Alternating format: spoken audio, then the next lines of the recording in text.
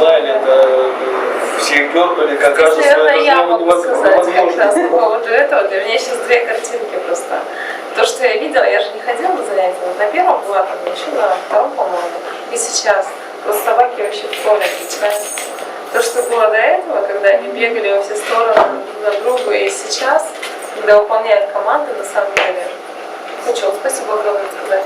Молодцы. Да, я хочу еще отметить, предложить, что вот такое поведение, вот я уверен, не только у нас в Марсе, да, и у остальных наблюдается не за стенами вот, той аудитории, которой мы занимались, потому что на самом деле, не знаю благодаря чему, может быть благодаря тому, что там, приходилось там, заниматься, там, постоянно какое-то внимание уделять, там, над собой работать, эти эмоции давать. Но взаимоотношения именно с собакой, то, для чего, ради чего мы, по крайней мере, шли сюда, чтобы понять, как с ней взаимодействовать, мы это получили.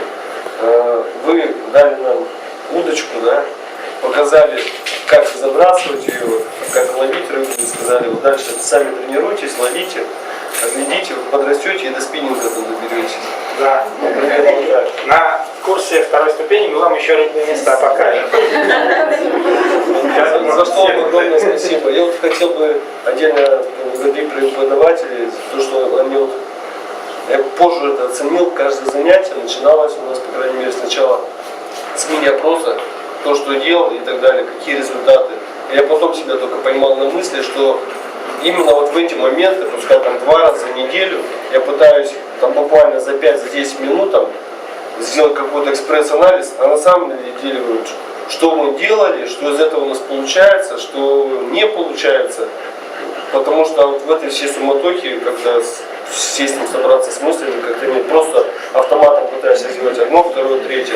А именно там, когда вот нужно ответить, как подводишь какие-то итоги и намечаешь себе за цели, с чем надо еще поработать. Спасибо вам.